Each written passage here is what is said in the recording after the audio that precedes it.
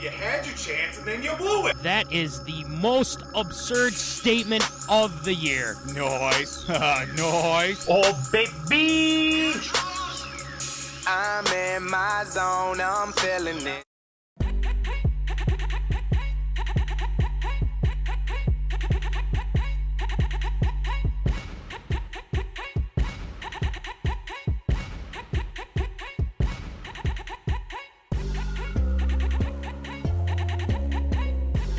Live from Rock Solid Studios in Granite Falls, it's time for MinneZona Sports, live with DJ Matty C. and Paul the Shield Vold. And this is MinneZona Sports Live. We are back. Yes, episode 98. Episode 98. It's hard to believe. It's hard to believe. But not only that, we've got a lot to talk about. we already got the zoners chiming in already. So we better get to it. But as a matter of fact, I am your host, DJ Matty C, a.k.a. Matt Callahan, a.k.a. Callie, a.k.a. Matty C, et cetera, et cetera, et cetera. And all the way from Woods and Shore Studios in Aiken, Minnesota, Paul Volta, Shield. What's going on, Shield? You know, post Super Bowl, I'm actually feeling a lot better because it was this time last year that I actually tested positive for COVID. And I was actually working from home. So I'm actually doing relatively well considering everything that happened 1 year ago, and didn't really have much of a Super Bowl hangover compared to probably a lot of people. So you know what? Doing all right. Ready for another great show. It should be another great show, Voldy, because there's a lot to talk. There's been a lot of news. Super Bowl. We already have the comments lining up about the Vikings. Of course they do. And this whole DeshaunWatson nonsense. But yeah, we're gonna get to it. We got a lot to get to. So, Voldy, let's get it going with some Tater tot. Hot take.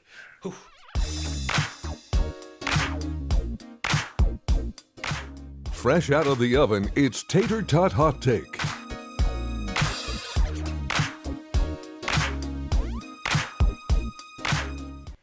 All right, Voldy, it is fresh and hot out of the oven. Yes, sir. Super Bowl 56. Okay. We talked about a lot of things on our Super Bowl special. We made a lot of predictions. There were some that were spot on, to say the least. But then there are some that, we were a little off. But that's okay, because I did say Aaron Donald will get 2 sacks, and guess what? He did a hell of a job with that. Von Miller made an impact as well. First of all, what a game, Voldy! What a game! It was so much fun to watch. High-powered, 2 high-powered offenses. 2 pretty good defenses, too. I mean, I give a lot of credit, besides Eli Apple, a.k.a. Eli Crapple. But I had to throw that in there. But the game was great. We'll kind of I'll ask you about the halftime show in a second here. But just kind of give me your overall thoughts on Super Bowl 56, the Rams winning 23-20. What do you got? I thought it was overall really good game because it started off, a little bit slow. Both teams were trying to get their offenses settled in. Defense was, obviously the Rams defense got after it like we had talked about pretty much all game, getting right to Joe Burrow. And there was a good stretch in that game where I thought both starting quarterbacks weren't even going to finish the game. I thought it was going to be Kyle Allen and Duck Hodges or whoever the backup is for the Rams, because I literally have no idea anymore. It used to be Sean Mannion, but that was years ago now. He's with the Vikings. So I was just very surprised by the fact that both these teams were able to finish out with guys that were hurt and banged up. But the way that it finished, I think, is certainly obviously a storybook finish for the Rams to get that late touchdown scored. A lot of not many penalties called in the game, which I thought was very interesting and very, very. I don't want to say it was good. They let the teams play, but there are a lot of blatant penalties that were really, really not called, like that touchdown to start off the second half. Jamar Chase literally ripping Jalen Ramsey's head off. I mean, come on. That's as blatant as it goes. First play of the second half, 75-yard touchdown. I mean, come on. That was ridiculous. And then you get the penalties at the end with that final drive with Stafford to finally punch it in with Cooper Kupp. I mean, that they should have been able to get it done on their own, but they definitely got the benefit of a couple of calls there in the last few minutes. So I thought it was a great Super Bowl. It felt like it went a lot quicker than I thought, because I think the game got done at 9:30 or something like that. I'm usually fighting to stay awake for the Super Bowl because the game got started around 5:30 or so. It was and then, quick, ended up finishing.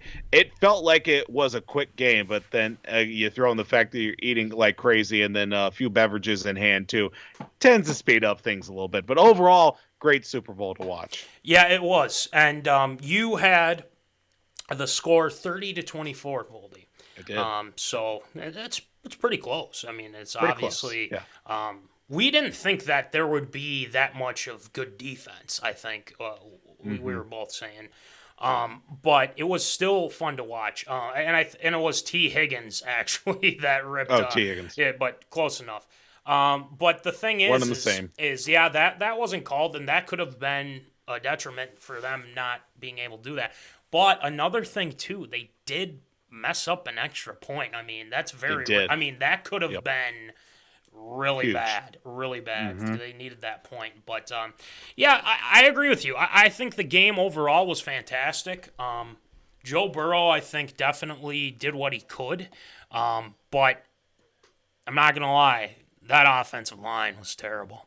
Trash. And it is so obvious that okay, granted, you have Aaron Donald, Von Miller, they were coming after Burrow like crazy. I mean, there was no stopping those guys. I still don't understand why you would not double team Donald at least. I think out of the two, Von and Donald, you would try to stop Donald, but that's just me. So there's that, but I still think they could have won that game. It was just a matter of who is going to make defensively, who is going to make the play. Obviously, it wasn't Eli Crapple. Eli Crapple was terrible. He talks all this smack on social media, which I'm sure you've seen too, talking about his former teams on the Giants, the Aints, which I do. I do believe him on that with the Aints because we all know how that goes. Yeah, I forgot he played for the Saints. Yeah, forgot about that. Yeah. Ugh. Yikes. But that last play against Cooper Kupp, well, it's Cooper Kupp. To be honest, that was soft ass coverage. That was terrible coverage. I might say there, but. All in all, I was it was on the edge of your seat. Matt Stafford gets the win that he definitely deserves, and I said that too. Absolutely, I said Matt Stafford deserves this, and especially being in Detroit all those years, just hurting, especially from the Vikings. I mean, just ask the Purple how many times we've roughed up Matt Stafford and many games. So the game was great. Wide receivers were great too. Jamar Chase had a touchdown. You did mention that. And the first touchdown. Yeah. Or did he have two? Am I off on that? No, he had one. At least one. Yeah, he had one for sure. T. Higgins had one.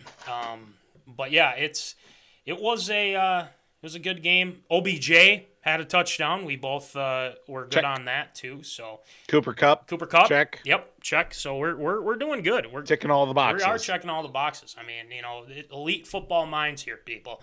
But anywho, so that was the game in general was great. Sean McVay gets it, and obviously there's some questions with him staying with the Rams, but we're going to get into that in a second too. But what did you think? And we'll move on to our Vikings thing here. But what did you think of the halftime show of Oldie? A lot of people were saying it was great because, obviously, too, it's with L.A. You got to throw Dr. Dre, Snoop. Then you throw in Mary J. Blige. You throw in Kendrick, who is from the California, Compton, L.A. Eminem, Mary J. Blige in there too. I liked it. Watching the Super Bowl halftime show, it's always very interesting. You don't get the full effect of the halftime show because, being there in the stadium, I imagine, is one thing. Seeing it and watching it on TV is another. Because, and I've been talking with a couple people about this. Sure. The way it sounds on TV, the way it compares in person, vastly different. Yep. All the visuals and everything, I would imagine, is a complete 9-day difference. I can't really complain. I was vibing the whole time with the halftime show because, I know all the songs in there. Yeah. But, I really didn't have a whole lot to complain about it. I certainly did enjoy the fact after the game or before the game, I should say, Al Michaels and Eminem getting together and talking I did see together. Because that was cool. That was pretty cool. That was awesome. Because, they're both fanboying over each other. Because it's Al Michaels, a huge fan of Eminem. Sure. Eminem, a huge fan of Al Michaels. That's great. Yeah. That's awesome. I love it. Yeah. But, I like the halftime show. And, see a couple other people, 50 Cent in there, Anderson .Paak on the drums too. Fantastic. No complaints about it. Let's get to some zoners because there's been people chiming in. I want to hold some of these comments for our next topic here, but let's start off with some Super Bowl here. So Austin Hanley, our most absurd statement winner of 2021. Hanley, learn to quit while you're ahead. He said, "So happy for Stat Padford." Padford. I'll give him that one. I did throw an LOL to him, so that one's pretty good. I give him some credit Hanley for that one. So appreciate you, Austin. Hilarious. Yeah. By the way, speaking of which, we gotta get this to you. Boom. Sweep it up. Send us the address, Salem, South Dakota. Yeah, I gotta take care of that for him. Home of McCook Central High School. Exactly. But I'll give just quick thoughts on the halftime show. I thought it was fantastic. But it's not going to top Prince. I mean, the thing is, and I'm a big hip hop guy. I really enjoy Eminem. I really enjoy, obviously, Dr. Dre, his beats. Kendrick, a big fan of Kendrick too. But it went quick. Like you said, I mean, just the game in general, but not only that, but the sheer performance. I felt like I was hoping for more songs, a lot of a lot more hits. But Austin, I was more concerned about maybe seeing more surprise cameos. Obviously, we did get 50 Cent in there. Yeah. We did get obviously all the people that were supposed to be in there: Dr. Dre, Snoop, Kendrick, Eminem, Mary J. Blige. I thought maybe we'd see a little NWA in there. I thought maybe D12 would make an appearance or something like that. But, you got Anderson .Paak in there. That was a nice little thing to get him on the drums. But, he didn't sing or anything. Right. But, it was cool to see him be out on the drums a little bit. But, yeah, it felt like it went super quick. But, again, was feeling it the entire time. In LA, no shortage of celebrities or famous people in there.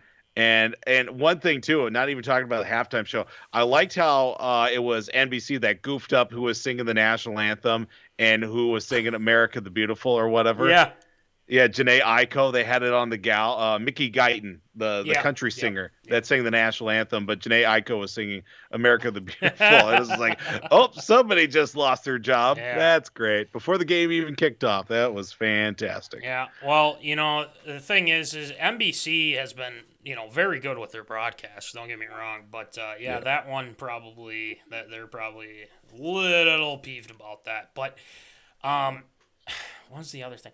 Oh, the Bengals. I'm still calling it right now, Voldy. It is very, very rare looking for Rams fans there. Mm-hmm. It's just like I just kept seeing orange and black.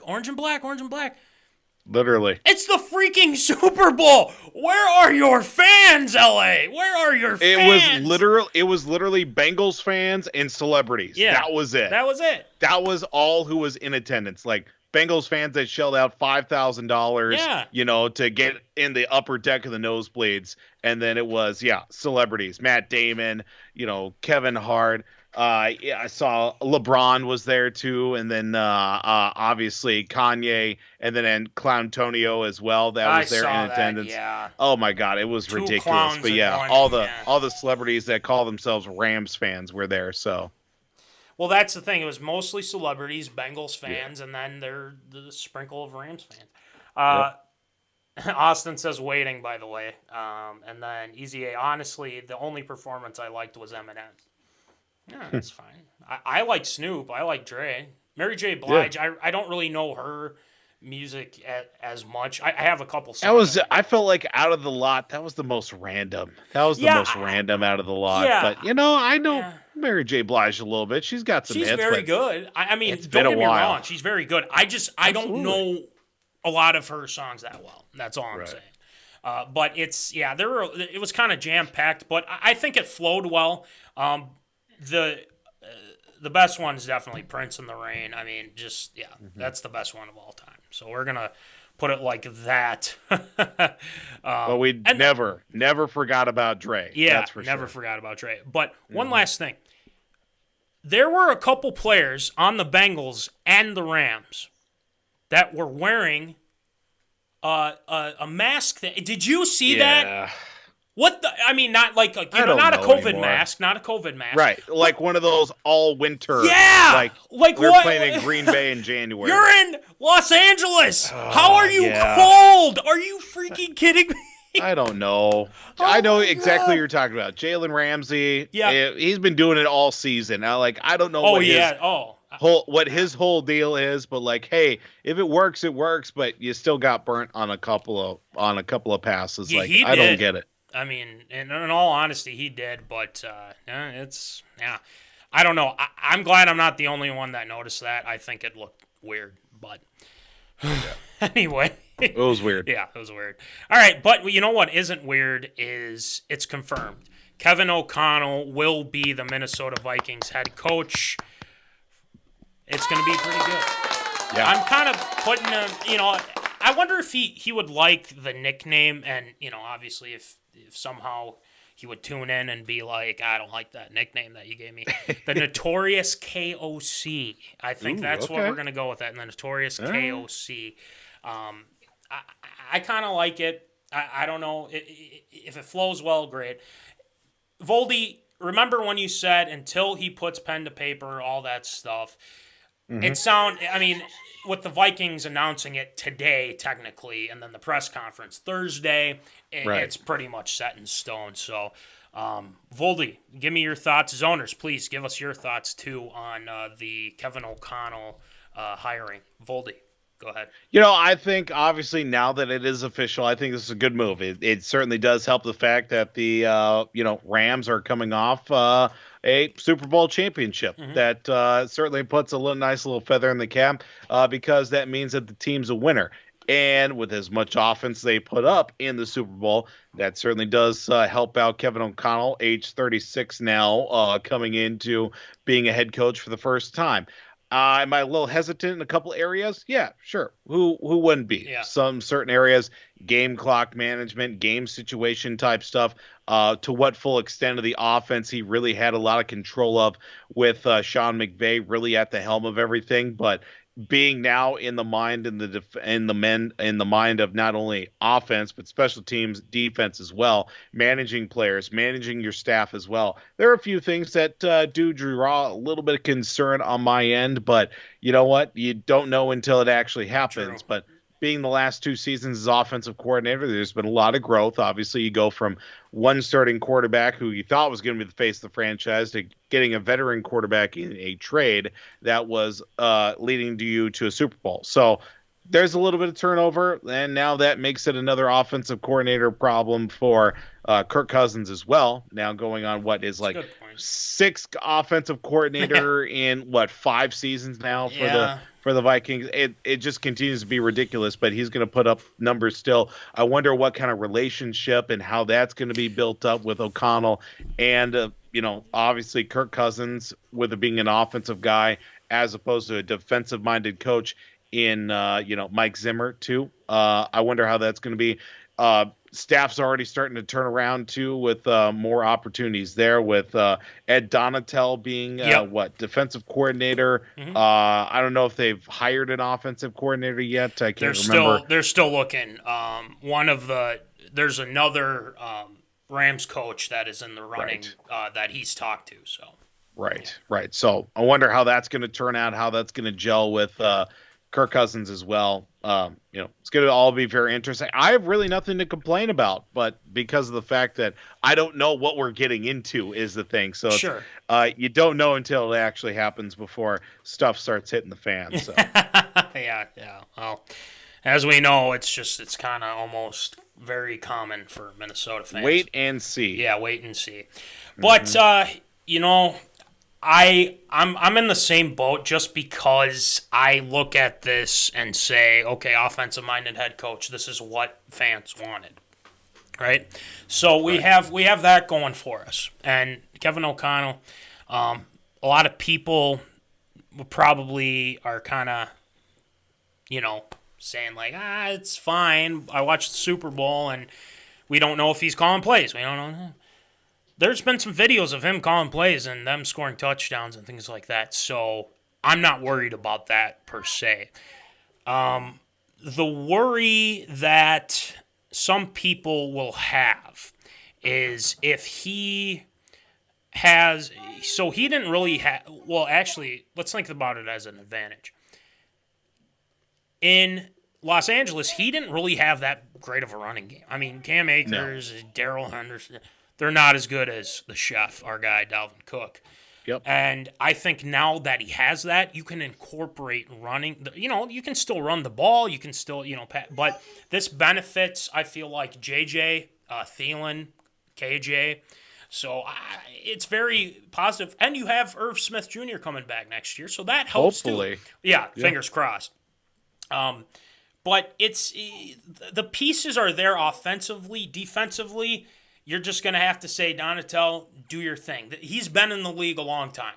A lot of people are wondering, well, what if he has a rift with his defensive coordinator? That remains to be seen. I think with him working with McVay, this isn't a situation where we are worrying if him and the GM are going to get along. That's not. I don't think that's going to happen here because there's no old man Zim coming after players and talking doing all that nonsense. Okay, this guy seems cool, calm, and collected. He's a former player too, so he knows the ins and outs. He's been around. But he's been with Kirk. I think the relationship with Kirk is going to work out okay. I think Kirk was probably his biggest fan for the longest time. So I like the signing. I just hope we're able to deliver because there is talent on this. There's a lot of talent on this team. This was one of the most coveted jobs, right? And when this started, Yep. So this is, people were very impressed with him too. So I'm keeping my fingers crossed it'll work out. I don't know if Case is the biggest fan, but maybe he will eventually. I like it. I think we just got to see what happens. There's going to be a lot of moves here, so we're going to be looking on the socials, keeping you updated. Okay, so let's go to the zoners. Zoners. Yeah. Austin was hoping for Mad City. Oh, yeah, for Kendrick. Yeah, I hear you there, man. Kirk. Yeah. Kirk going to pull a Harden. Well, that remains to be seen. With Kirk. You watch yourself. I told you. Don't put yourself in that position now. You did say that the Vikings were going to get swept by the Bears, so just remember that. I'm watching you. All right. Does offense win championships? Easy A says. Well, Rams' offense did pretty well. They'd have a good defense. But, yeah, defense. He's right. But defense, wins championships. It's true. But I like the – I want to look into some of the highlights of the press conference because, who watches the whole press conference, right? But you get some of the highlights, see what he has to say. I think – will be telling, and I think it's exciting. People should be excited. So, Austin says, "Don't be pumping yourself up too much. Nobody wanted the Vikings job." What do you mean? Oh, God, Henry, just man. stop. Why make it stop. All right, I'm gonna have to call you the new Glancy or something. My goodness, man. Speaking of which, where is he? I don't know. He's exactly. Probably. Yeah, nothing from him about the head coach hiring, but that's his loss. But Voldy, that wasn't the only thing that came out of Egan today. Yeah. Let's get to it because this is something. And also, the Wild are playing right now. 1-1 is the score against Winnipeg. I think the Wild are looking for some revenge here. But people are freaking out. People are assuming that a certain player is going to be a Minnesota Viking soon. And basically what the article is DeshaunWatson eyeing Buccaneers, Vikings as potential destinations despite uncertain NFL future, per report. Now let's remember that DeshaunWatson and his whoever he's got in his PR team or whatever the hell, this is coming from them. This isn't coming from, the Vikings saying, "Oh, we're interested. We want Deshaun on the team." We've talked about this before, I think, Foldy. Yep. And I just it's a hard no from me, but I want to get your thoughts first. What are your thoughts on Deshaun Watson putting the Vikings on his list? If this was only Deshaun Watson of 3 or 4 years ago, he's only 26, and he could quite possibly have no more of an NFL future. You would have put him 3-4 years ago with this Vikings team, we probably most likely would have won a Super Bowl.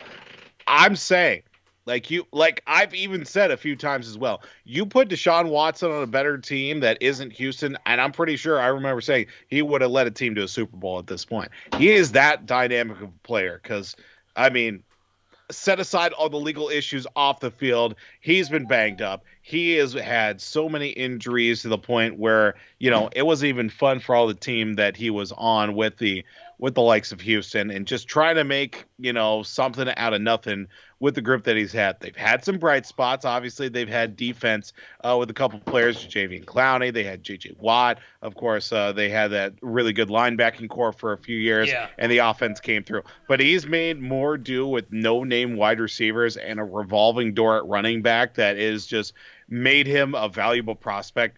Now it's just I'm in a situation I don't even want to even look at possibly seeing Deshaun Watson on this article that I'm even looking at right now, because that is just a dumpster fire of a crap tornado that is Deshaun Watson right now.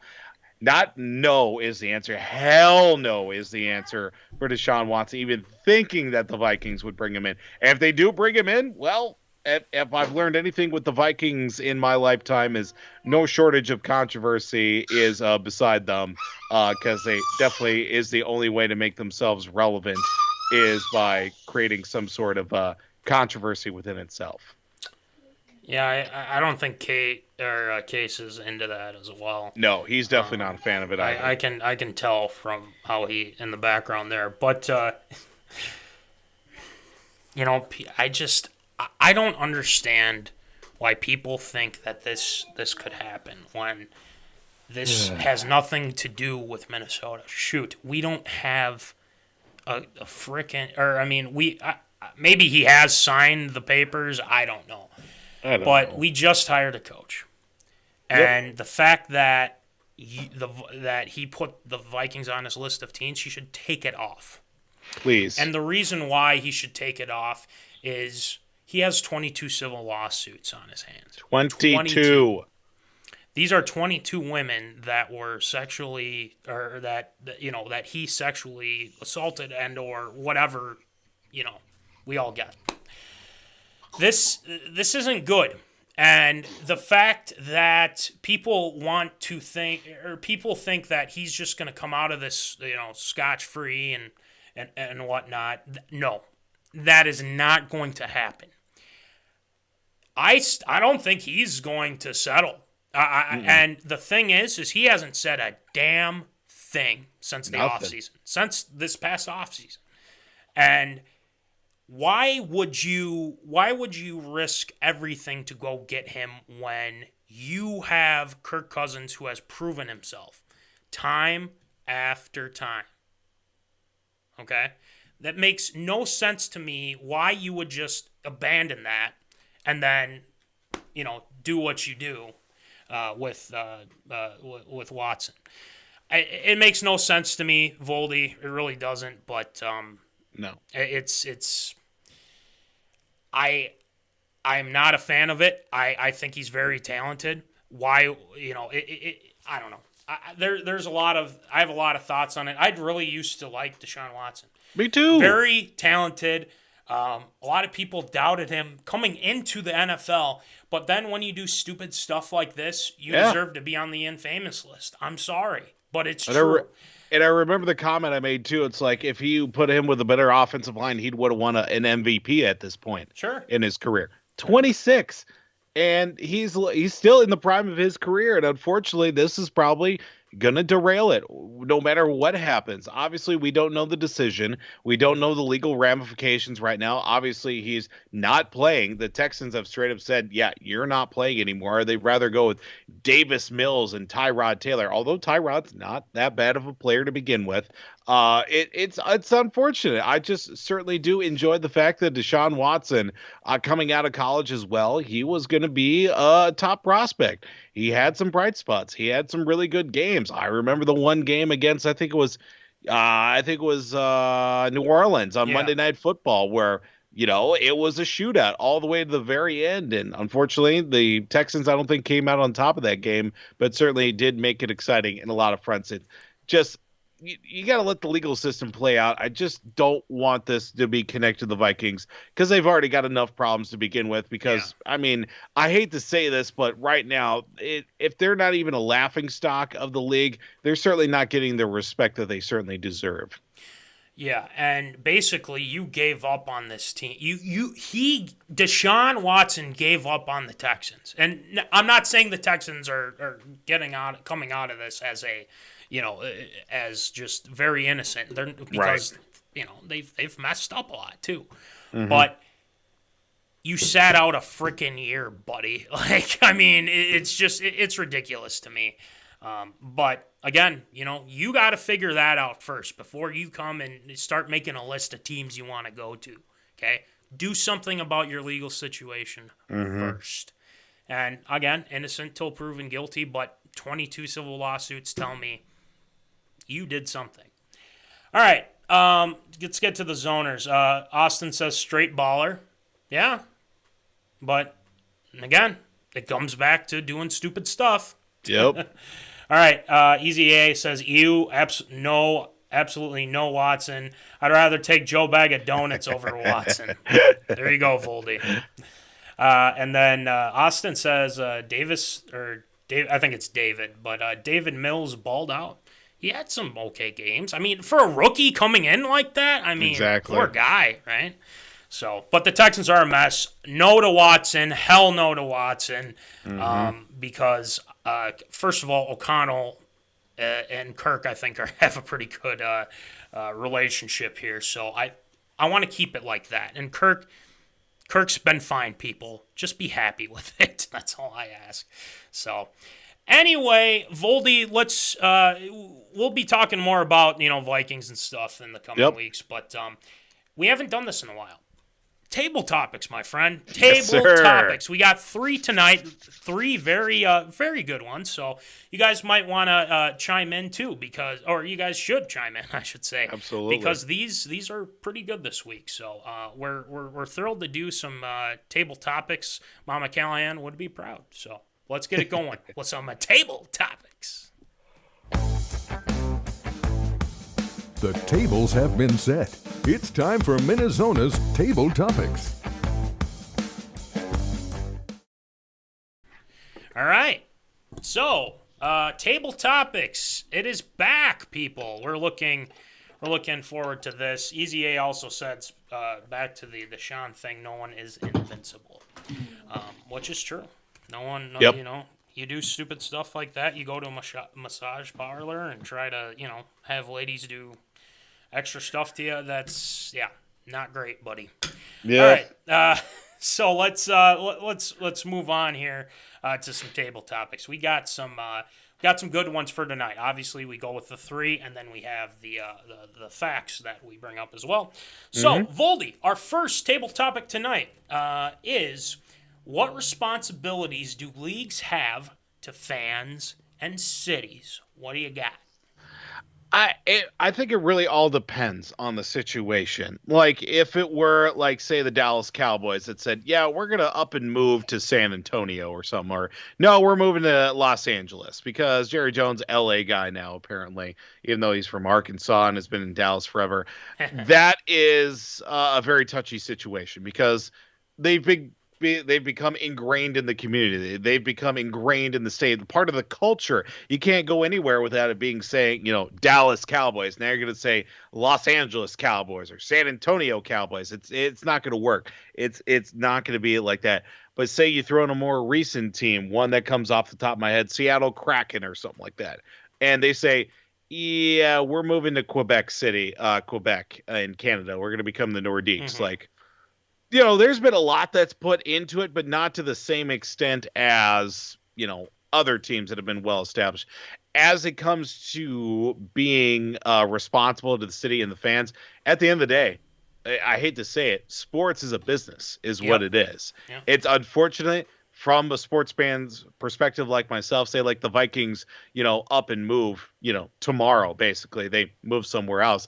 It's going to hurt, but at the same time, if the Vikings get a better deal, get a better stadium, if this was the Vikings were still playing the Metrodome or whatever and say, hey, we'll build you a brand new stadium. Yeah. All you got to do is pick everything up and move on down to, San Antonio. That's the one that keeps popping in my mind because they wanted an NFL franchise for God knows how long or whatever down in the Alamo Dome.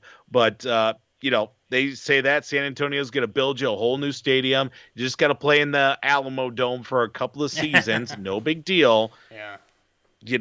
At the end of the day, it's going to be a business decision. Ownership's going to look at it and say, okay, we're doing it. Now, if it's the Timberwolves and the new ownership with A-Rod and Mark Lowry say we're moving to Seattle, don't let the door hit you on the ass on the way out. That's all I got to say to that. But do sports franchises have a responsibility to the city and to the fans? No, they don't. At the end of the day, it's a business. Businesses move around. Unfortunately, this is the business of, pleasing fans and people as well. But if franchises and, ownership groups move to another city, hey, guess what? There's more fans. There's more business. There's more revenue out at that new place we're going to. So at the end of the day, I don't think leagues have much when it comes to responsibility of the city of fans. As long as they can turn a profit, they're going to be fine. Yeah, and one thing to add to that too is, obviously with LA, I mean, the thing is you have the great stadium, you have the great revenue and all that stuff, but you got to have fans. I mean, I'm sorry. I have to say it, but you got to have some freaking fans. Yeah. And I understand the Lakers are in town. I understand that there's other things that you'd rather be. The Super Bowl is in L.A., okay? Yep. The Super Bowl is in L.A. You got to be there. And, I mean, for goodness sake, when the Chargers finally moved to L.A., I mean, before they were, in SoFi, they played at one of the whatever stadium MLS stadiums. Yeah. It was one of those providers that provides tickets like Ticket Hub Center or something like that. StubHub the MLS stadium in the open air. That wasn't a bad luck for the Chargers because let's be honest, it's the Chargers. So well, let me add on to that though. Every team that they played against, it was like a home game for them. Totally. For the Vikings. Especially look at that and that whole deal. But I digress. They do have responsibilities. They have a responsibility to the fans and, the city, but like you said, I think you can, stretch that a little bit because it's a business. And I think it would be easy. It's easier with the Wolves. Let's all be honest. Okay. It would be much easier with the Wolves. It's starting to feel like it probably won't happen, but we'll see. But the Vikings, there would be fire in the streets. There would be riots. I mean, the Vikings, I don't think are going anywhere for one. No. But like you said, it's a business and things could change. Yep. But I think they have a responsibility to, it's like, we got to expand. We got to make more money. Yeah, there's that because a lot of those LA teams, that's what they did, right? They, they go to different cities to make more money with LA and all that stuff. Las Vegas again, but it is what it is. But I think they have some of these cities have responsibility to have their teams play well and play. Yeah. New England I think is one. You know, there's, I guess, Green Bay, but yuck. Tampa Bay with when Tom was around and whatnot. But I just, they got a responsibility to more the fans than I think the city in general. Because, like you said, you can move anywhere, but I really hope the Vikings don't go anywhere. That's my thing. No, I new stadium, it would be stupid if they ever did. Yeah. The only downside would be is probably Los Angeles will host another Super Bowl before US Bank Stadium ever does. Yeah. By the way, we hosted a great Super Bowl. I will say that. We absolutely did. Hell yeah. All right. Sports franchises that have gone bankrupt. You ready for this? Let's do it. All right. The 1970 Seattle Pilots. Yep. The Milwaukee. Yep. The 1975 Pittsburgh Penguins. All right. The 1978 Cleveland Barons. Okay. 1993 Baltimore Orioles. Yep. 1995 Los Angeles Kings. 1998 Pittsburgh Penguins again. Yeah, the Penguins had a pretty sketchy past. Yeah, no kidding. 2003 the Ottawa Senators. I do remember that one. 2003 the Buffalo Sabres. Yep. And the next one is a team that Phil the Thrill Kessel plays for. Arizona. You got it. Phoenix Coyotes, 2009. Phoenix. Well, now Arizona, because they can't find a place to be longer than 2 years in that state.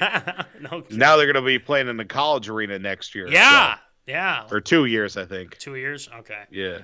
2010, Texas Rangers. Rangers. I do remember that. Yeah, that sounds right, yeah. Probably before Nolan Ryan bought the squad. So. Yeah. Source CNBC.com. There you go. That's our first one. Don't lose that. Yeah. Don't lose that card. No, it's there. It's there. Don't worry. We're good. We're good. But it's the next one, Voldy. This one's interesting because I think we've all had this before. Were you ever cut from a team? Go ahead. Whatever you got. Oh, yeah. I was cut from a team. Junior year high school baseball. Got cut from the varsity team for, quote, unquote, got too many kids. I'd put you on the JV team. We got too many kids there. So I literally got cut because there were too many kids. And I wanted to, I could have moped about it, maybe cried about it for like 10 minutes or something like that. But then it's like, all right, well, I still want to be a part of the team. What can I do? And I was the student manager that year. And one of the more successful years that we had for the baseball team in program history. We made it to the section championship. We ultimately lost in the section championship, but, it was a great year. I had a lot of fun. Was still around a lot of the great guys that I keep in touch with nowadays. Junior year, I think it was 2011. Yeah, 2011 was the year that that was my junior year of high school. Still a lot of good guys that I keep in touch with. Still a little bitter about the coach that was my high school coach. Eventually did make the team senior year, I think mostly out of, just like, all right, I feel bad for the guy. Let's put him on the team. Never got to play senior day. Didn't get to play on my senior day for last home game as well. So a little bitter about that too. But you know what? I can't really complain about it all that much now. So yeah, I've been cut, and I still hold some resentment against being cut my junior year of high school, because I probably could have done something with it down the JV level for a season.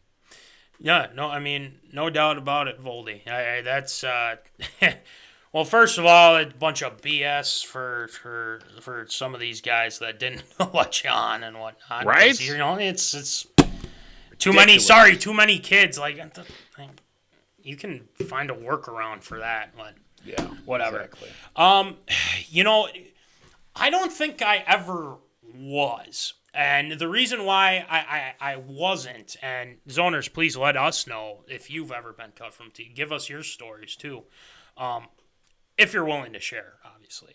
But a couple of mine. So 8th grade basketball, I thought that I could definitely. So this is for the school. There were traveling teams and everything like that, and for the school team, I thought I had a shot. I really did think I have a shot to getting, going to the A team, or, and if I didn't, then I'd be playing a lot for the B team. So I didn't make the A, which, it's not the end of the world, like I said. But I felt in my mind at the time that I deserved to be on the A team because I think I could bring a lot to the table, rebounding. Mm-hmm. I was a pretty good shooter at the time and whatnot too. But it just never. I kind of felt a little slighted by that. But they kind of compared and said, well, you wouldn't get as much playing time as if you're on the B team. And honestly, that was probably the best decision because that was one of my favorite years because I enjoyed playing on the B team for one, and I had a lot of opportunities. The coaches I had were okay. I mean, it was, it's a B team and whatnot, but for my traveling team, I really liked the coach that I had too. But I got a lot of playing time and I enjoyed it. And I think my freshman year, so the next one would be my freshman year. They were going to have cuts, and for baseball, I was, there was a lot of good guys that played. And right. I was like, I had just a terrible tryout. Just, oh my gosh, it was terrible. And I'm just like, yep, this ain't happening. But then at the last second, FYI, we're going to hold on to everybody. Yeah. We're going to split them into I'm like, okay. So, right. So there was that. But I really never took it personally. I felt a little slighted in 8th grade, but yeah, it is what it is. But there's everyone has those type of stories too. So it's it's never fun getting cut from a team, but no, it is not. Sometimes it helps. I mean, ask Michael Jordan. Yep. Ask Michael Jordan and look at what he did there. So, all right, let's take a look at our fact. As a 5'11" sophomore. Wow, literally what I was talking about. 5'11" sophomore, Michael Jordan was cut from his high school varsity basketball team. I swear I didn't look at this before or anything. I promise you. Literally just talked about that. So, all right. Our last one tonight, Voldy and Zoners. What's your favorite sports brand? Adidas, Nike, the Reebok. What do you got? One that I've become really more interested in the last couple of years. I don't know why, for some reason, Adidas is really getting it done for me. For some reason, I don't know why. A lot of groups that I associate with outside are turning to more Adidas apparel, and you know what? Not bad. We were in Adidas school at Southwest, I think my senior year, or became an Adidas school. Yeah, the last couple of years or so. Granite City Lumberjacks represent. Granite City Lumberjacks are Adidas affiliated now, so they've got the fit there too. I mean, I really can't complain. I wear size 15 shoes, so I'm going to take whatever brand I got. Mostly Nikes because, that's the common one. But if I had size 15 Adidas, I wouldn't be complaining either. So, I'm going to go with Adidas on this one. Going Adidas. All right. I mean, I respect that. I've always been this way, Voldy, but Nike checks guy? over stripes. That's what I like. Well, I'm wearing Nike sweatpants right now, so. Yeah. And here's the thing. I do like a lot of Adidas stuff now. So right, I mean, exactly. There's a lot of stuff with that, but I've always been a Nike guy. A lot of their clothes, the style I like better than a lot of the Adidas. I really like Under Armour. I've always been a big fan of Under Armour too. Me too. But if I were to pick the favorite sports brand, it's definitely Nike. It's kind of one of my favorites. Our zoners say with Mr. Hanley, he says Puma with the comeback. And there are a lot of guys that really like Puma too. So I mean, I have no issues with that. So you have every right to have Puma. But Way of Wade is number one. No, it ain't. No, it ain't. No offense. But I mean, I like the shoes. I mean, there's a lot of routes you can go. Reebok is fine. I'm not so crazy on that. I'm not a huge fan of it, but I'm more of the Nike person. I'll go with Nike. I'll give you a top three: Nike, Under Armour, and then Adidas. But the Adidas baseball pullover that you gave to me, so kindly gave to me, fantastic. Love it. Love it. So, yeah, I mean, there's a lot of cool brands. I mean, I don't. That's just my favorite. That's just how it is. I'll still wear any other brand too. All right. So, most valuable sports brands. Okay. Now, this is a 2012 study, so this is a little far out, but 10 years this ago. This is definitely could change. Most valuable sports brands at 1.5 billion. Reebok. I think that's changed in the past couple of years, but that's just me. 2.5 billion. Gatorade. 3 billion. Sky Sports. Sports. 5 billion. Adidas. So there's that. And then 11.5 billion. Now this I do kind of sort of believe. ESPN, right up there. But 15 billion. The most valuable sports brand. Voldy, can you guess? Or Zoner? Nike? Bingo, bingo, bingo. Nike. Shocking. Yeah, shocking. Well, again, a lot of the NFL jerseys are all of them are Nike. Everything's all Nike, yep. All Nike, so there's that to factor in as well. But yeah, I'm a Nike guy through and through. I'll go with that, but I'll wear the other brands too. So yeah, I'd be surprised how much that has changed too, because Adidas is now all NHL. All NHL stuff's Adidas. Reebok does all UFC now. Sky Sports, ESPN. True. I wonder how much ESPN's probably either lifted or dropped now since they're owned by Disney. So I wonder how much profit they're actually making as of late. That's a good point. Yeah, I'm not sure myself, but we'll have to look into that. That'll do it for table topics this week. That was fun. I like that. Yes, I like those topics we had tonight, and you can check them out later if you so please. But we got a lot to talk about for ARA tonight, Voldy, involving our friend AdrianPeterson, TeamUSA hockey. As well, so just to name a few. But let's get it going. Let's upset or approve. It's time for everyone's favorite segment, Absurd or Approved.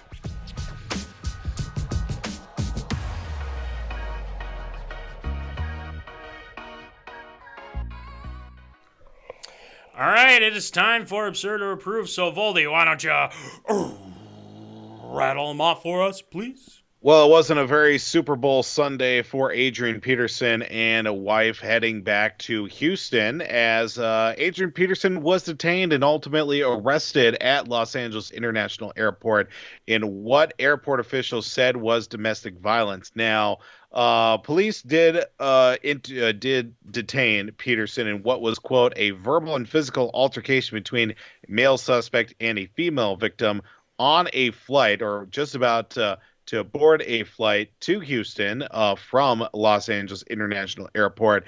Now, Peterson was booked in the LAPD Pacific Division, was given a $50,000 bail and released Sunday afternoon on bond.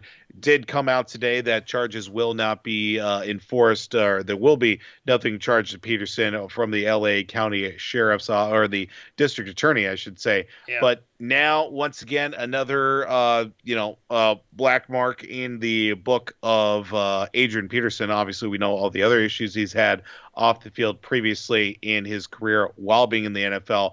But now at age 36, bouncing around the last couple of years with a couple of different teams, is it absurd or approved that AdrianPeterson will be playing in the NFL this upcoming season? It's so weird to me just why I think he wants to break records and, things like that. But as I've been kind of reading this, there's been some development since then. Apparently his wife responded to the arrest. She denied that he struck her or anything like that. So they had a verbal argument. It was on an airplane. She said that at no point did Adrian hit or strike me. This is a private matter between my husband and myself. We ask that everyone respect our privacy so we can focus on what matters most, our children. I wouldn't consider I wouldn't say that this is a black mark on AP's career, because technically Right. it already is. Yeah. With his son in 2014 and that whole deal. But again, this seems like if his wife is saying that there's respect our privacy, there's nothing, he didn't do anything unless he's like telling her to say this, which again, this is going to kind of be brushed aside. But to answer your question, Voldy, I would probably say that I think it's going to happen that he is going to be play a game in the NFL or something because someone's going to have a injury on a team and they need a running back. You ask the Tennessee Titans, and but if AP's getting sick of bouncing around like he has been these past couple of years, I just say, what left do you have to prove? Right. But he really loves the game. But I just think it's time, man. I think it's time for him. But with this, I think it's got my stamp of approval just because it's just going. I just feel like it will happen. It's just a matter of right situation, right time. Right. But this, I don't think. I think this is something that is definitely a little bit blown out of proportion. Just based on what I've been reading, but if things turn out that it wasn't the case, well, then we're in some deep doo-doo coming up here. Right. But or for AP. So we'll see. But yeah, it's got my stamp of approval. I think he's going to play, but I wouldn't be surprised if he said, you know what, I'm done. So, Voldy, what do you think? I really don't know what to think for his career, too, because obviously I think now it's just all about padding the stats because 16 yards away, he just, had a touchdown tied for with his time in Seattle.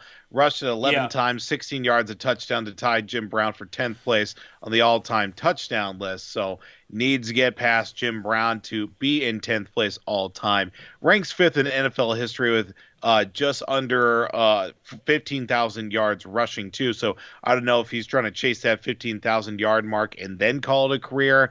This is another unfortunate situation with everything that's gone on off the field for Adrian Peterson in his recent, at least in the, moving on from the 2010s now into the 2020s.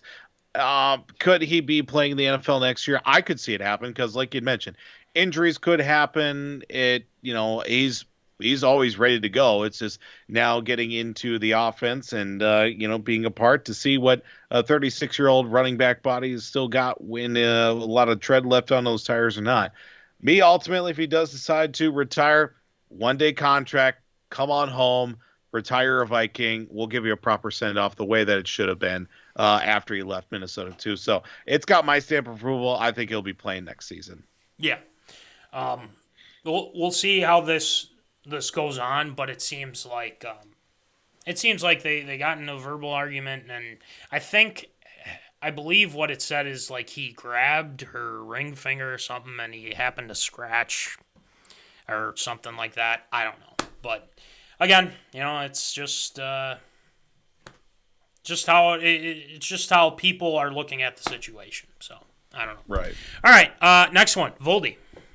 Well, also sticking with the NFL, a little bit more turmoil that came up on a Sunday, and that it was described on Kyler Murray and the Arizona Cardinals apparently not seeing eye to eye, or at least one person seeing eye to eye, the other is not. But recent reports had come out from NFL insider Chris Mortensen that the Arizona Cardinals were describing quarterback as self-centered, immature, and someone who points fingers. Obviously, this stemming from the disappointing playoff loss to open up after a promising regular season for the Arizona Cardinals, and also did not help that Kyler Murray's Instagram removed all images and anything relating to the Arizona Cardinals. Not a good look for the young quarterback as well.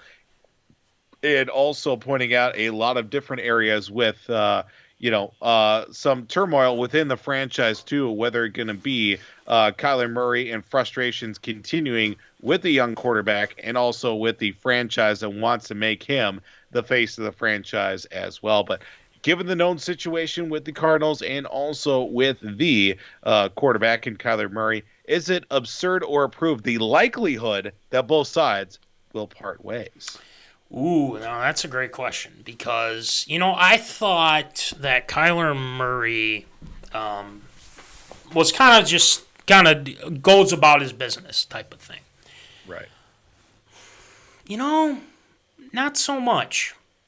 The reason why I say that, and I don't have any issue. Now, the Vikings, obviously, are some people on the Twitter sphere that think, oh my God, the Vikings are trade for Kyler Murray. He's younger. He's blah, blah, Kirk. Just stop. Kirk's our quarterback. So, with Kyler Murray, whoever leaked this, whoever, put this out there, I think there is some animosity, especially with a younger head coach in Cliff Kingsbury, which in some ways they've started out good, but then they've ended terribly. Their season has ended terribly. They've lost games. They've struggled to they've struggled to finish out games. They lose to the Rams. They get thumped by the Rams, I should say, and right. It's frustrating, and I think a lot of people are frustrated in Arizona. If Kyler is really that upset with the Arizona Cardinals, and if the Cardinals are, saying that he's an immature little guy or something like that, you shouldn't be doing that because now you're just screwing up the culture in Arizona. But if Kyler's doing that, I mean, you shouldn't be. You should be the one to rally the troops, not put everybody down. I think it's absurd. I don't think they're going to trade him.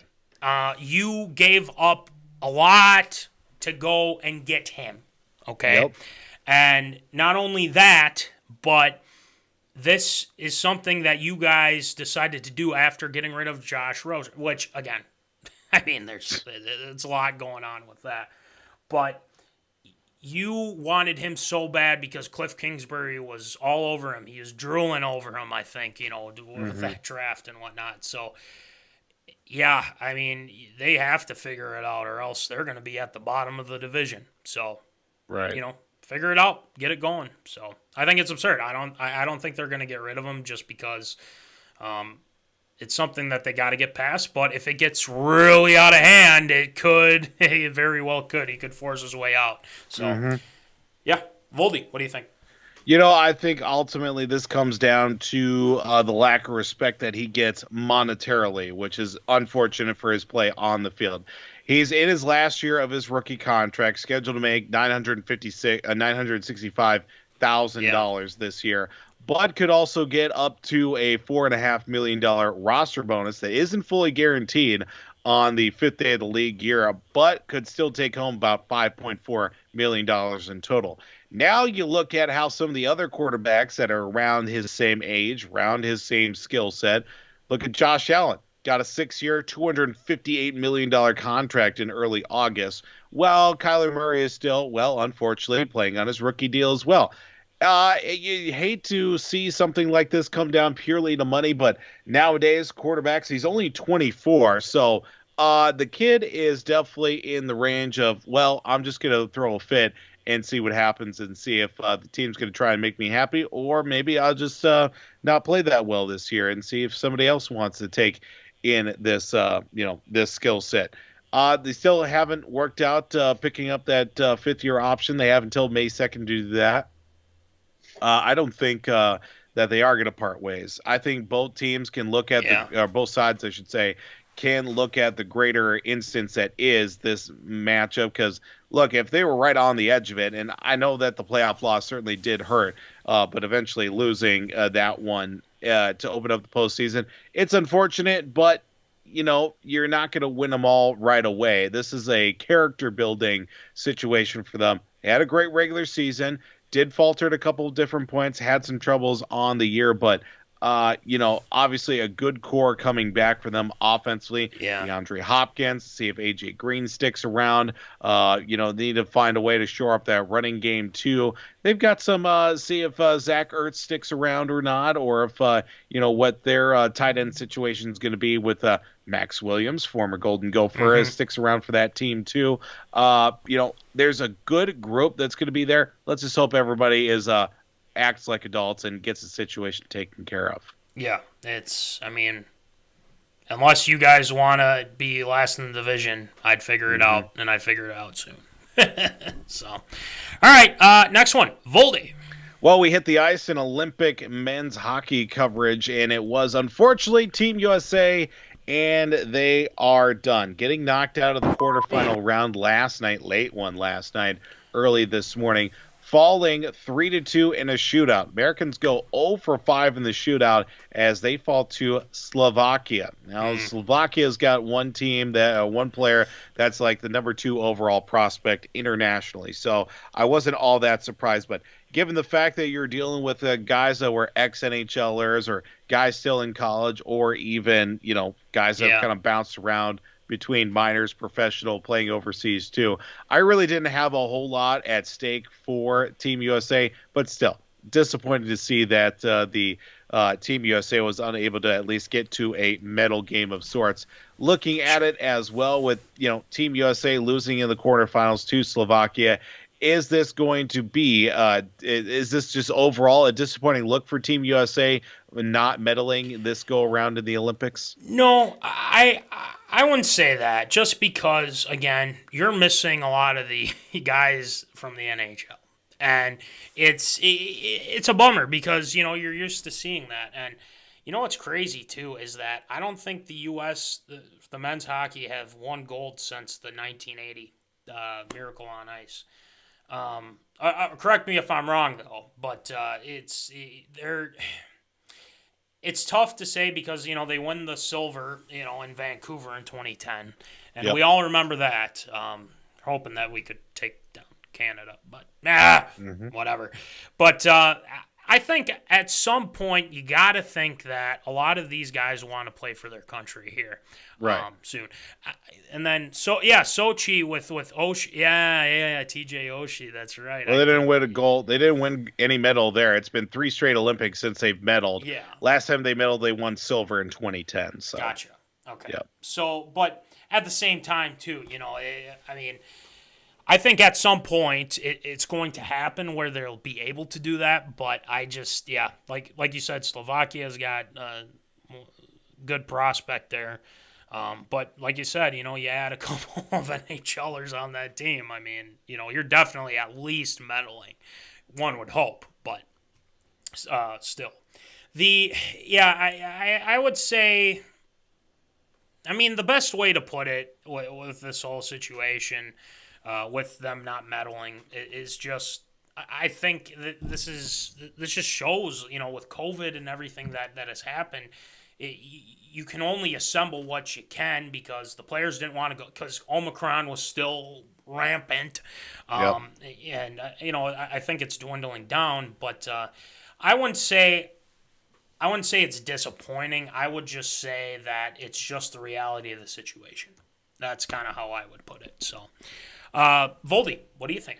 Obviously not having the NHL to be able to participate did hurt a lot of different areas, and not only for Team USA, but for all teams, really all that much too. Every team that, Canada, Russia, Czech Republic, Slovakia, Norway, a couple of players, Matt Zuccarello representing Team Norway, would have been a big help for them if they would have qualified, or I think they were qualified now that I think about it. But, not having those NHL guys playing for their country that wanted to play for their country, it hurts. And for Team USA, like I said, I didn't have a whole lot at stake. It just felt like a real ragtag bunch of guys. Like, all right, who's available for a couple of weeks to come on over to China and play for, Team USA? I really hope this will serve as a jumping off point for the National Development Program, or at least having a team for Team USA, like guys that are able to go.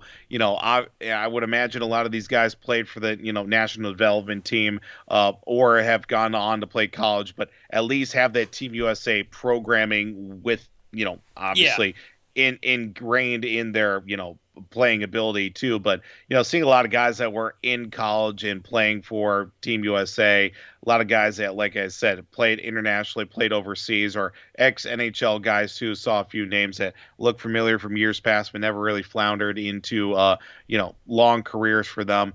It stinks because, you want to see Team USA win a medal, but, sure. There wasn't a whole lot. I think given the situation with COVID, with it being in Beijing, and, if in a perfect world, Team USA would have had all their best players out there, whether they're in the NHL or not. They would have put together the best team possible. But again, this is just unfortunate, and I think it's just a bad look for the U.S. overall. Yeah. And then Billy G was supposed to be the guy selecting the team. Yeah. So that's well, at some point, we will we'll get the team assembled, hopefully. Well, we'll see you in 4 years. 2026. Here we go. 2026. Let's go. All right. Next one, Voldy. Well, we go to the NBA. Obviously, the trade deadline was last week, and we finally got BenSimmons out of Philly, and he is joining the Brooklyn Nets. But that came at a costly price. Well, I guess a costly price if you want to say dead weight in a lot of regard for there. So BenSimmons, Seth Curry, Andre Drummond, 2 future first-round picks went to Brooklyn. JamesHarden, Paul Millsap went to the 76ers. Pretty much trade for trade in that regard. Obviously, BenSimmons has been with all his off-the-court issues that have led him to not playing much at all this entire season. And then JamesHarden getting himself traded away once again, and now is in Philadelphia for a chance to duke it out. Now, looking at who got the better end of the deal, it's very interesting to see how one team could benefit while the other team could suffer. But is it absurd or approved? The Brooklyn Nets got the better end of the trade by getting BenSimmons. Add more drama with more drama, apparently. That's kind of how the Brooklyn Nets are looking at it, because they started off hot, but they have cooled off, my friend. They've had a bad losing streak. And I'm going to be honest with you. That a lot of that has to do with Kyrie. And I'm telling you right now, this is at risk here. And the fact that JamesHarden, this team should have won a chip. I think it was last year or something like that. But, injuries and whatnot, I get that. But these 3 guys, you have Kyrie, Durant, and JamesHarden, you should be winning chips. But guess what? You're not. They didn't. And it came down to Kyrie being a selfish, I'm not going to a selfish son of a gun. And now you're bringing in a guy who I understand with mental health and things like that with BenSimmons, okay?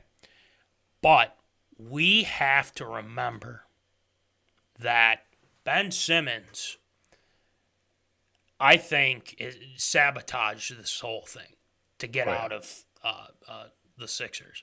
Now, granted, I think it's on both sides in this instance, but you cannot trust him. You can't trust Kyrie. You can't trust BenSimmons. And if he is dealing with mental health stuff, I get it, but the fact that he keeps, coming out and saying, well, it was just, I didn't talk to some teammates. And people stuck up for him, and he just spat in their face and said, screw that, I'm out. I don't want to be here. Mm-hmm. You got to work on stuff, buddy. You got to work on your shot, okay? You got to work on a lot of things. But in a new environment, things could change. For JamesHarden, he wanted out because he couldn't stand what Kyrie was doing. Only a part-time player? Are you kidding me? God, man, this is just ridiculous. But, I feel bad for Durant. He goes there to win more, win a NBA Finals. And, Kyrie decides to do things like that. So right. With Kyrie, it's just there's something wrong. And I don't know what it is with him. But I will say that as of right now, I'm going to say it's absurd because you add James Harden with Joel Embiid. Ooh, now that's looking pretty good. And Paul Millsap, again, a very good player as well. Now, granted, you have to give up Drummond, you have to give up Seth Curry, and some picks, but I think, honestly, I think Harden's worth it, and I think he wants to win. And I think him and Embiid will be a good duo. I really do believe that. So I'm going to say absurd. I don't think they got the better end of the deal because BenSimmons, he's got to prove himself now. So, Yeah. Voldy, what do you think? Looking at it, I just continue to bring to my mind, like, there are a lot of snakes in the grass that is the NBA because there's a lot of shady stuff going on to get out of a team. Name one other league or one other group of players from a certain league that continue to pull stunts like this. Kyrie Irving, James Harden when he got fat and got himself traded out of Houston. The whole BenSimmons, I'm not going to play, so go ahead and keep finding me until you either trade me or, whatever happens. Man, there's just a lot of shady activity when it comes to the NBA and some of these players too. Looking at the trade, I think, BenSimmons, Seth Curry, Andre Drummond to Brooklyn. Couple of nice pieces there. Seth Curry is going to play, off the bench mostly, maybe get you a few minutes here and there. Yeah. Not going to light up the scoreboard. BenSimmons, who knows what kind of shape he's been in, and we know how long it's going to take for him to get back into an NBA rhythm. Andre Drummond, not really much to report there because, after he was a top guy out in Detroit for a couple of years, really hasn't been able to make a fully sustained success for himself there too. James Harden with Joel Embiid, like you said, Paul Millsap being another piece, that's going to look pretty nice. Yeah. But you know what? As yet to be said, Doc Rivers, head coach now with the 76ers. Yeah. It's going to be very interesting to see how much pressure is on each side, whether it be Harden and whether it be for Embiid or even Doc Rivers as well to make this team win now because, they shipped out the players, they shipped out the picks, and they want to win now. Let's just see how it happens for them this year. Yeah, and again, the season will go on and we'll get a better idea, but, it's... I don't know what it is with Kyrie Irving, but it's just it's not. There's something wrong, and I don't get how the Nets are dealing with this whole situation with him. I mean, he bullies his way out of Cleveland, then he bullied his way out of Boston, and it's like, what is going on, dude? Like you are just out of your mind, legitimately. It's so dumb. That's what I was gonna. It's just sometimes it's like, dude, just play ball, man. Just play ball. That's all you got to do. So, All right, last one, Voldy. Well, this one a bit of a sour one to finish on here. It was determined that four former teammates of the late Los Angeles Angels pitcher Tyler Skaggs will be coming in to testify in the trial where former Angels staffer Eric Kay was responsible for the death of Tyler Skaggs and even provided the opioids that took away the life of the once promising pitcher for the L.A. Angels. Pitcher Matt Harvey, Mikey Morin, and Cam Bedrosian, along with former first baseman and former Minnesota Twin C.J. Cron, will all take to the stand to describe bits and pieces of the drug use that allegedly was going on in and around the Angels, for the 3 years that it did occur, 2017, 2019 too. But looking at the situation, obviously there is going to be a decision to be made, whether it be the former staffer Eric Kay that does go to prison for these charges against him in supplying the drugs that led to the death of Tyler Skaggs. Is it absurd or approved? The players that do testify will also seek maybe possible punishment in their roles when it comes to this case.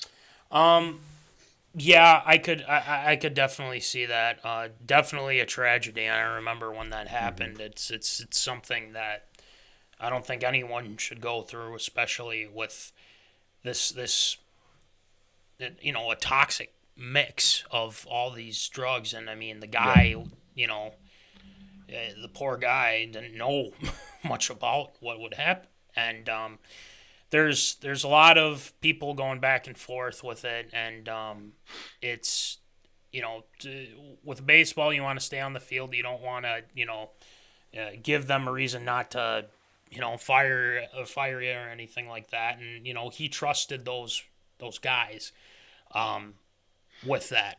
And this is what happened, and this is something that they should have known. But it's sad. I mean, it really is, and especially Carly Skaggs, again, who testified before the court too. And the defense is saying, well, he knew about it and everything. Like, it's like, just guys, I mean, just tell the truth here and whatnot. But it seems like, for the other guys, it doesn't look good. I mean, it's, with everything that went on with that, I mean, some people have to be held responsible. And Right. I just don't think that these guys are going to come out of this unscathed for these guys. So I hope that justice prevails in this. So we'll see what happens here. But Voldy, what do you think?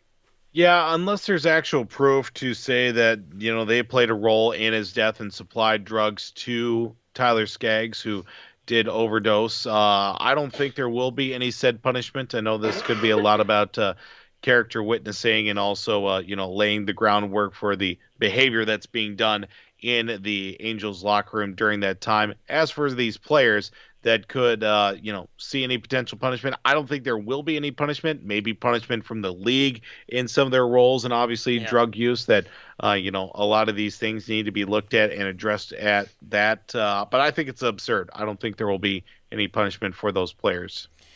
Yeah, I mean, I think it's.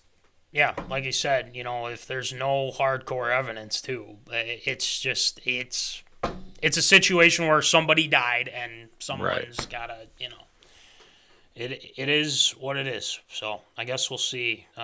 Apparently he choked on his own vomit and with the toxic mix and whatnot. So, it's just sad, absolutely sad. So.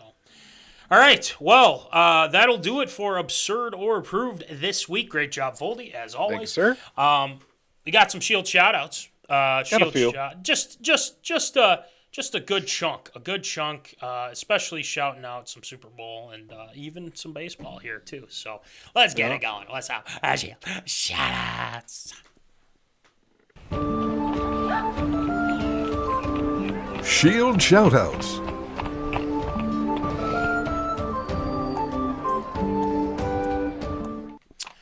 All right, it is time for Shield shout-outs. So, Shield, who you shouting out tonight?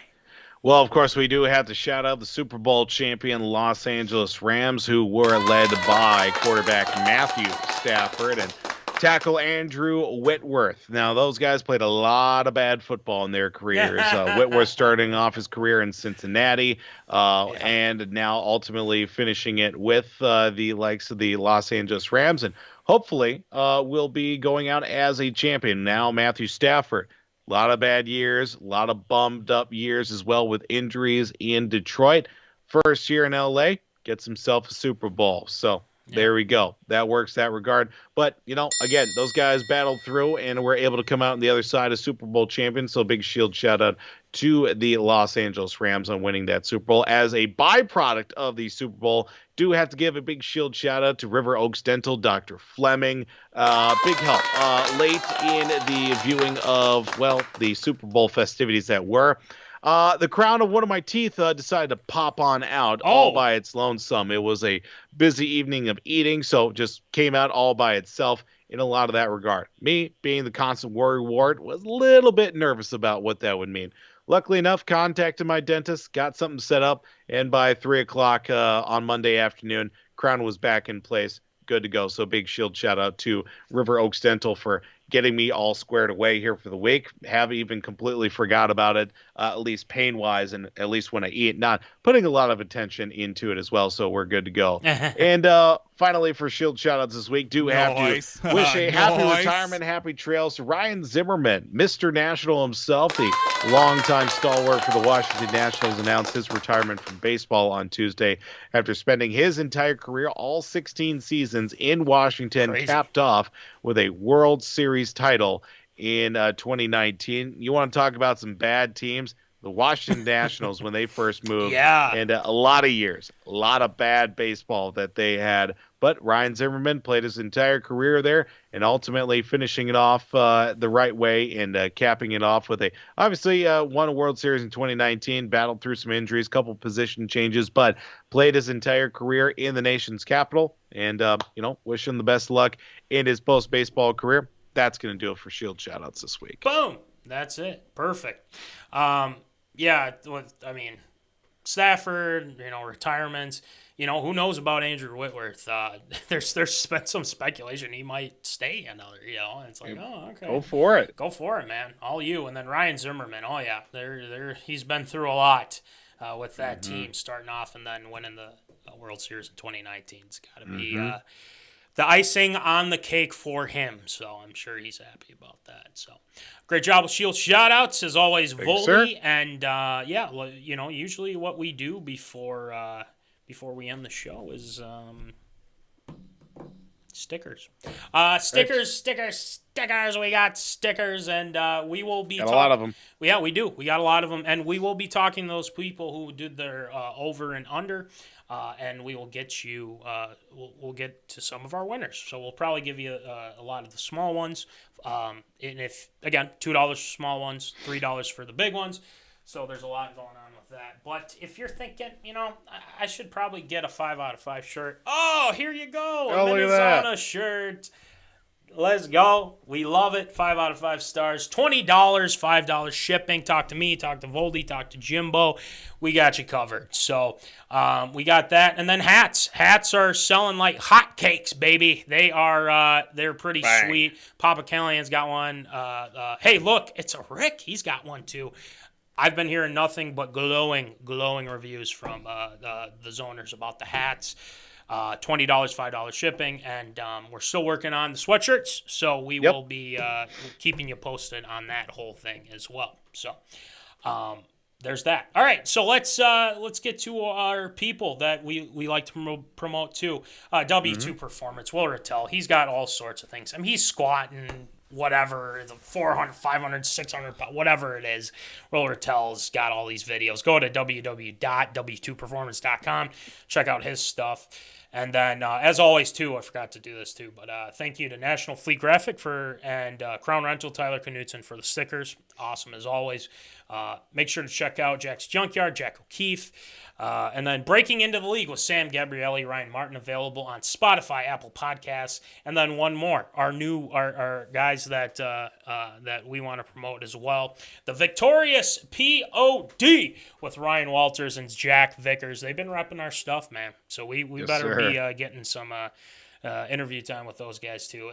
I mean, Jack's a great guy. I haven't met Ryan yet, but he seems like a cool dude, too. Checked into their Twitch stream. Good guys. So make sure you check them out on Twitter as well. So we got that going too. But anywho, episode 98, Voldy, we are getting closer and closer to 100. We've got some ideas in mind. We just got to put it together and whatnot. But I'm coming up with some already. So it's going to be fun. We're looking forward to it. Hopefully you guys are too. And we'll be back next week having more fun, and hopefully you guys are too. So we'll keep you posted on everything going on with Minnesota, all that fun stuff. So anywho, remember, as always, folks, keep in the zone. Holla. Thank you for watching MinneZona Sports Live. Join us Wednesdays at 7 p.m. for live show broadcast. And as Voldy likes to say, follow us on all the socials medias.